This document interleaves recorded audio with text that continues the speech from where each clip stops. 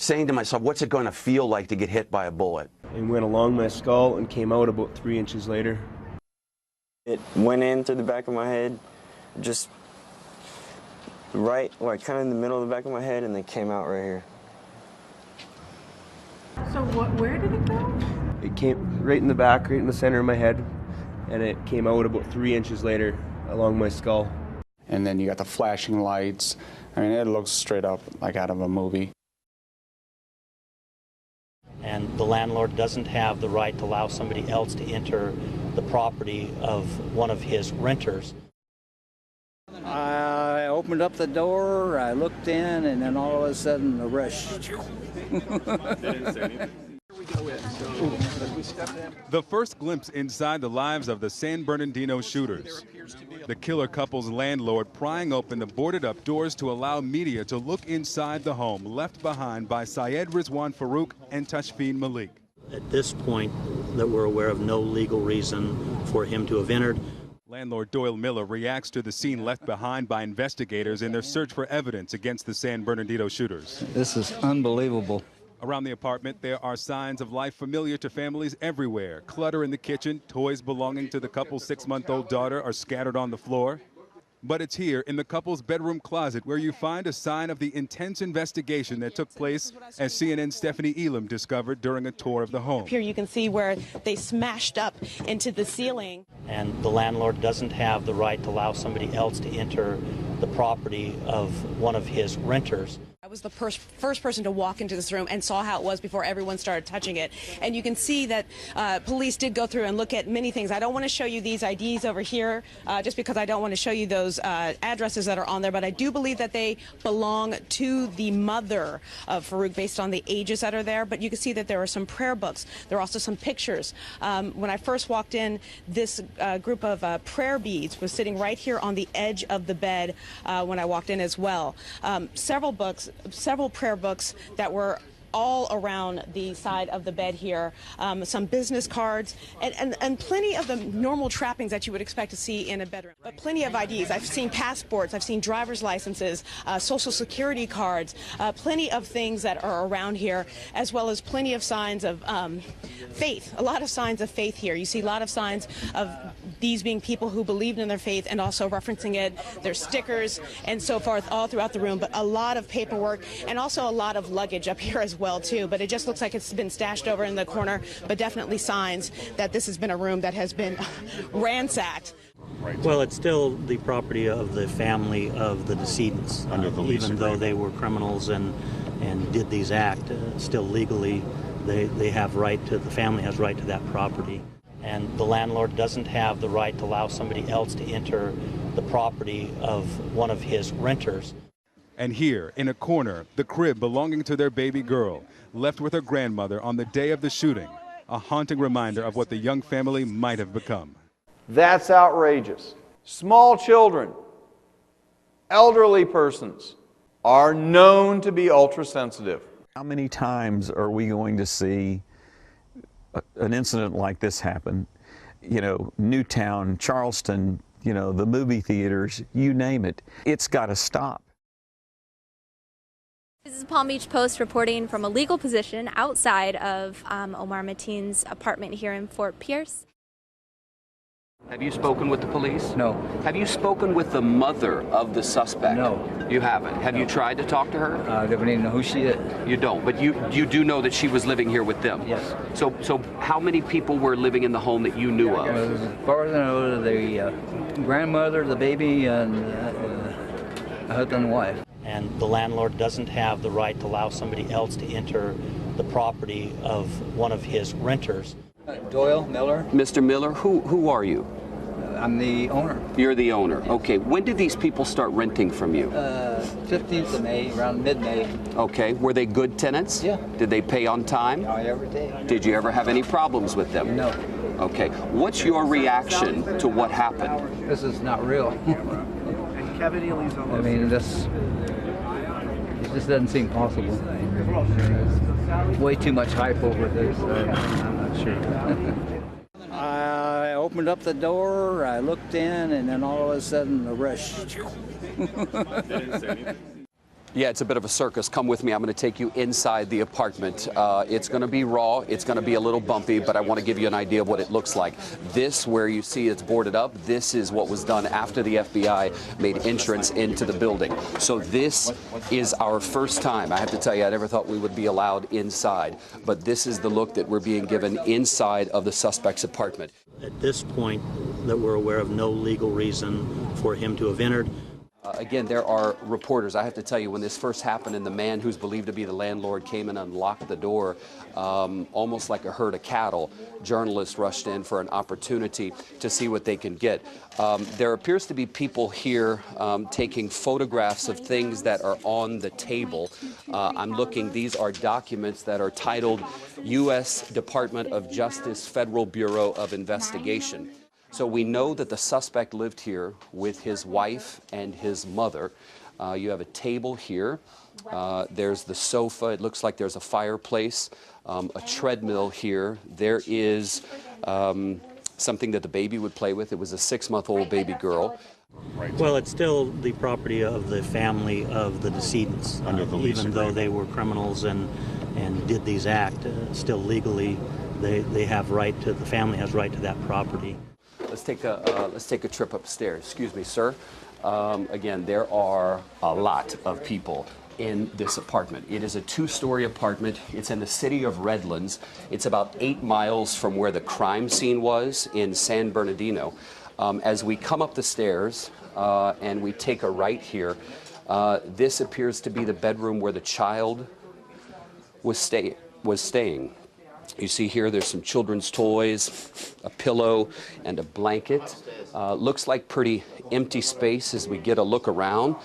Maybe a prayer rug or just a rug in general. As we look in the closet, it looks to just be a lot of clutter. It looks like any American room that you would expect to find where a 6-month-old child lives. But I'm looking at 3 different licenses that are from California. It looks like several bank cards. There is a photo of a woman. I do not know. We cannot confirm. Come off of it a little bit. I don't want to show the photos up close. But it looks as though there is a photo of a woman who is wearing a headscarf, and we're not sure if that's the individual involved. I see another ID here, Rafia Farouk. It says she's a revenue support clerk business services specialist at Kaiser Permanente. We know that, again, the mother lived here with her son and with the wife. So again, there's 1 bed in this room, a lot of personal items. Well, it's still the property of the family of the decedents. Even though they were criminals and did these acts, still legally, they have right to, the family has right to that property. But I can tell you, inside the bathroom, it's a normal bathroom. There's a lot of photos, and it is highly likely that the photos in here involve the people that were involved in this case. Again, you have 4 people who live here, 3 adults and a child. Let's go back downstairs, getting a little hectic. There is a piece, you'll see when we come down, it looks like the actual door that they ripped off when they came in is right here. This apartment is in a pretty quiet residential area. One side are apartments, the other side are homes. So again, this is the door. Yeah, you can tell they busted that in. So anyway, move that back. Another bathroom downstairs, and you can see more and more people coming in. That's outrageous. Common carriers and innkeepers owe a higher duty. And the landlord doesn't have the right to allow somebody else to enter the property of one of his renters. I opened up the door, I looked in, and then all of a sudden the rush. This is the actual house. This is inside. You can see Pampers right there. Those are the kinds of things they ordered on Target. And beyond it, a tremendous amount of shattered glass. At this point, that we're aware of no legal reason for him to have entered. What do you make of all of this? What do you make of this? It's unreal. It can't happen. I mean, why? Why did it happen? I didn't expect to have anybody here today just being able to come over here and clean it up and move on. But this is not real. And the landlord doesn't have the right to allow somebody else to enter the property of one of his renters. These appear to be covers. Pampers over there. This is a rocking cradle for a kid, kids' toys, a treadmill here. Well, it's still the property of the family of the decedents. Even though they were criminals and did these acts, still legally, they have right to, the family has right to that property. One of the few things left here out of this huge mess, the Quran. So, an act which would not be extreme and outrageous if done once becomes extreme and outrageous if it's done over and over again. How many times are we going to see an incident like this happen? You know, Newtown, Charleston, you know, the movie theaters, you name it. It's got to stop. And then you got the flashing lights. I mean, it looks straight up like out of a movie. This is Palm Beach Post reporting from a legal position outside of Omar Mateen's apartment here in Fort Pierce. For the first time in this video provided to NBC News, we're getting an inside look of the killer's apartment. At this point, that we're aware of no legal reason for him to have entered. We're getting our first look inside the apartment of the madman who gunned down a reporter and cameraman on live TV. It has a simple couch and plain white walls. The bed is just a mattress, no sheets or pillows. An outdoor plastic chair sits next to a computer in this video obtained by NBC News. And on the refrigerator, modeling photographs of gunman Vester Flanagan. Well, it's still the property of the family of the decedents. Even though they were criminals and did these acts, still legally, they have right to, the family has right to that property. On Thursday, authorities searched for evidence inside this apartment where Flanagan lived until yesterday. This video provided to NBC News shows a near-empty interior, aside from the refrigerator, which Flanagan covered in photos of himself. That's outrageous. That's outrageous. You're looking for that kind of fact pattern. And then you got the flashing lights. I mean, it looks straight up like out of a movie. Well, it's still the property of the family of the decedents. Still legally, they have right to, the family has right to that property. This is Palm Beach Post reporting from a legal position outside of Omar Mateen's apartment here in Fort Pierce. Hola, buenas tardes. Este es el apartamento, un conjunto ubicado en Fort Pierce, donde se dice vivía Omar Mateen, lo que evidencia las fotografías que se encuentran dentro de él, que parece ser la habitación principal, el que usaría él. At this point, that we're aware of no legal reason for him to have entered. Aquí vemos una navaja parecida a la que usan los militares. Quién sabe por qué no se la hayan llevado los agentes del FBI, de la policía que estuvieron haciendo este operativo. Podemos ver por acá también el baño principal y el walk-in closet, todo desordenado. Los rastros de cómo los agentes de la ley realizaron este allanamiento en el apartamento, en la residencia de Omar Mateen. Well, it's still the property of the family of the decedents. Even though they were criminals and did these acts, still legally, they have right to, the family has right to that property.